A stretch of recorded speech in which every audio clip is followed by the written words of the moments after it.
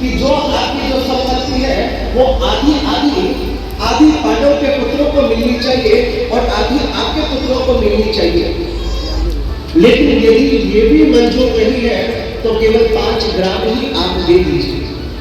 ये 5 गांवों के अंदर ही क्या कर लेंगे, अपना जीवन यापन कर लेंगे, अधिक संपत्ति नहीं चाहिए।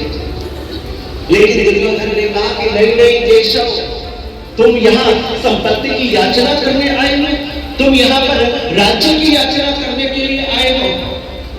एक सुई की नोक के इतने भी हम जमीन देने के लिए तैयार नहीं है, और तुम कह रहे हो कि आधा राज्य दे दो, 5 गांव दे दो।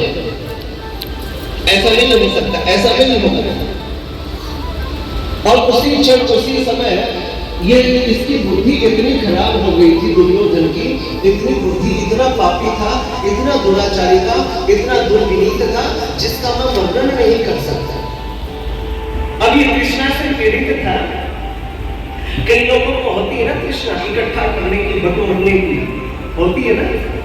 आजकल आपने देखा होगा कि बड़े बड़े जो अधिकारी होते हैं वो कैसे रिश्वत लेते हैं, कैसे कैसे वो बटोरते हैं। लेकिन जो बटोरा जाता है ना, वो याद रखना, वो विशाल होता है मेरे प्यारे। वो आपको दुख देगा, वो आपको क्लेश देगा, आपके मन को अशांत करेगा, आपके घर के अंदर अशांति पैदा कर देगा। एनिमिटी का मान आएगा तो आपके घर के अंदर सुख और शांति छिन्न विच्छिन्न होती चली जाएगी।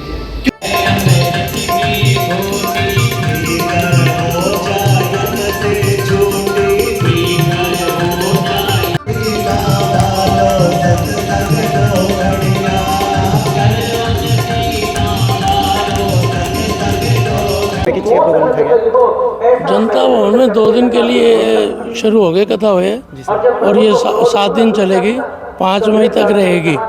29 तारीख को हमारे यहाँ कथा शुरू हुई थी, जिसके अंदर रामरस पिलाया जा रहा है, और इसके अंदर जो शिक्षा दी जा रही है केवल और केवल धर्म की शिक्षा है। इसके अंदर ज़्यादा धर्मात्मा लोगों के लिए है, अशुरू शक्तियों के लिए नहीं है। आज के दिन जैसे हमारे दक्षिण भारत के अंदर भी आज अशुरू शक्तियाँ ज़्यादा पैदा हो रही है, उनके नाश के लिए जितनी भी कथाएं हो रही हैं वो उनके नाश के लिए ही हो रही हैं। ये कहाँ से आए गुरुजी? ये गुरुजी अपने खागड़ोली धाम जूही के पास भिवानी जिला है, वहाँ से आए हुए हैं। क्या समय रखा गया है कथा का? कथा का समय 3 से 6 बजे का है, 6 के बाद 6:30 भी बज जाते हैं। जैसे कि आजकल के युवा नशा बहुत करते हैं, उसके ऊपर भी इन्होंने खूब बोला है कि नशा करने वालों के पास उसके नज़दीक भी मत जाएं। अगर जाओगे तो अशुरू शक्ति पैदा होगी, उसको दूर करने के लिए ये लोग वचन देते हैं, इसीलिए आते हैं।